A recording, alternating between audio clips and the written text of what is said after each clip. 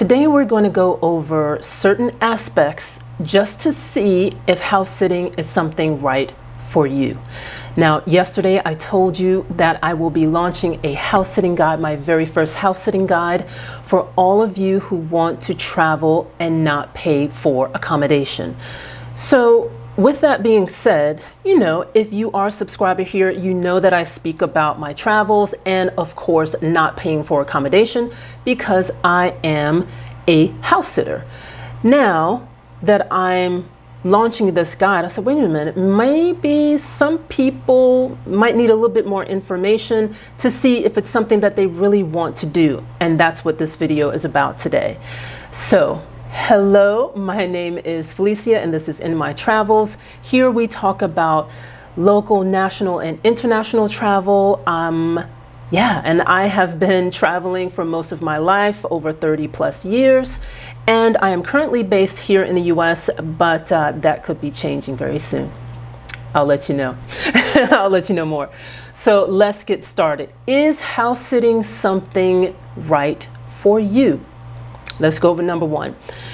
The first aspect I think that you need to consider is, are you reliable? Are you a reliable person? Because remember, you are going to take care of not only someone's home, but their lovely dog or cat, or dogs and cats.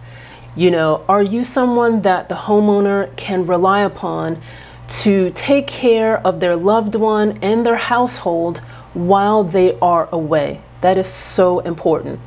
I am reliable because I love taking care of my own house. People can depend on me. If I say that I'm going to do something, I do it. If that is you, then boom, you've passed the first test of reliability. You have to be reliable to be a house sitter. Number two, and I'm reading my notes here, are you available? Number one, are you someone that has a lot of time? I know that this house sitting is perfect for people who are retirees, perfect for people who just want to house sit during their vacation. For instance, like I used to be a teacher here in the US. I'm currently teaching business professionals in France from the comfort of my home. So I'm pretty much available. I can work anywhere. This is perfect for location independent folks like myself. So even though I do work, I can take my computer and go anywhere with it, so I can work anywhere in the world. It's great for digital nomads. I know a lot of digital nomads, if they have really great points on their cards, they can live for very cheap in different hotels. But if you are a digital nomad, think about being available enough to stay in a very nice home and being nice and cozy and taking care of someone's animal, right? Number three, speaking of someone's animal, do you even like animals? That's the third thing you need to consider.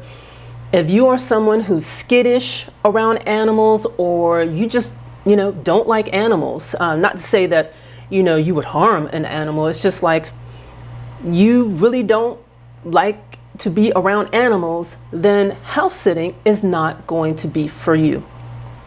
Me, I love dogs. I love dogs. I am a dog person. My husband, he likes dogs and cats. He's had them, throughout his life. I've only had one dog, but house sitting gives me the opportunity to even, almost study dogs. I love being around animals, taking care of dogs and cats. It just makes me feel really good inside. I don't know, I love that. So if you like dogs and cats and being responsible for those dogs and cats or whatever animals that the homeowner has, then house sitting will be for you. Number four. Now, I get a lot of questions about, Felicia, I'm married, or Felicia, I'm a single mom, or, I don't know, can I house sit? Yes, you can. So actually, I'll tell you the truth. Most homeowners prefer married couples, or couples in general. because I think usually married people are seen as, reliable and responsible. However, that's not to say that single people can't be reliable, because even though I am married, sometimes I will do a house sit all by my lonesome. My husband and I house sit together, so our profile, you have a picture of myself and my husband together. That's a part of our profile through the agency, which is Trusted House Sitters, that we find all of our house sits. So there's that. But don't think that, if you're single, you can't house sit. Yes, you can. If you're married, you can house sit. Maybe you are a mother-daughter team. You can house sit. Or maybe you are a mom and you want to bring one or two of your kids along. You can do that. But of course, you ask permission from the homeowner. Because I was looking at a house sit today, and they said, well, our house is not compatible with small children and dogs, okay, or animals. Guess what? So I know I just talked about dogs and everything, and but there are some house sits where there are no animals to take care of. There might be some plants or a lawn to mow. Those do exist. Very rarely do I see them, but they're popping up quite a bit now. I don't know what's going on, but hooray for me. So there's that. So the next one here in my notes. This is very, very important. So you sign up with whatever agency you want to sign up with. Like I said, again, I am with Trusted House Sitters. Now, you set up your profile, you say, you talk about your experience. It's basically your resume or your CV for homeowners. When you say, I want this house sit, they can look at your profile and see your reviews, etc. With that being said, once you click and say, hey, I want to apply, you write why that particular homeowner should choose you. And then comes the interview. And here's the next aspect. You need to know how to pitch yourself, how to sell yourself. This is where your soft skills will come into play. They want to see how you communicate with them, either, in person. Sometimes we meet our homeowners in person, or sometimes you will have to meet them due to distance, etc., through FaceTime or Zoom or what have you. So you really do need to know how to pitch yourself. Why should this homeowner choose you? I mean, after all, remember, you're taking care of someone's loved one in the form of a cat or dog or several of those animals. Voila. And this is another one. And the one that I'm going to leave you with. Be self-reliant. Now, sometimes my husband and I, or myself, we get the opportunity to visit the home the day before or early in the morning before the homeowner actually leaves. And they will walk us through the house, tell us which switch is that, or, of course, where the food is for the dog or the cat, etc.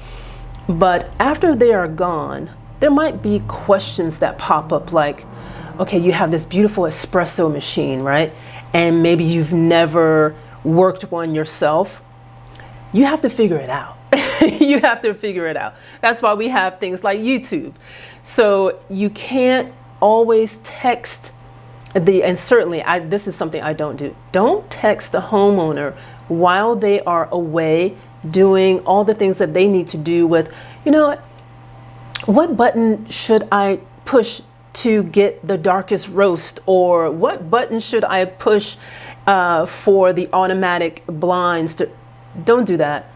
Figure it out. Are you self-reliant? You have to figure things out.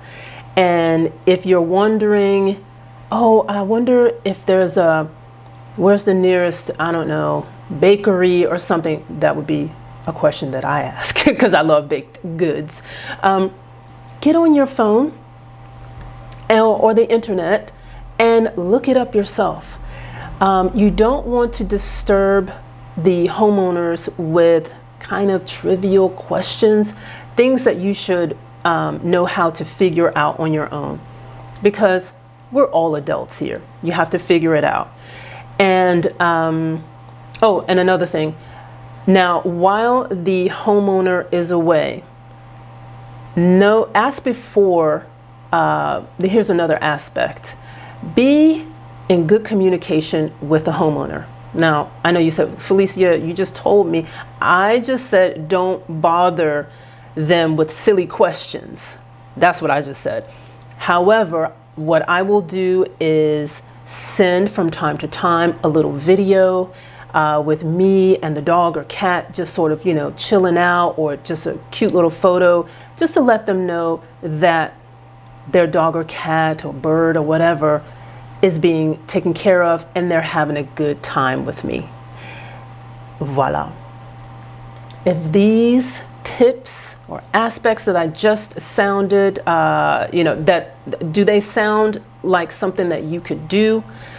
Then you could be a house sitter.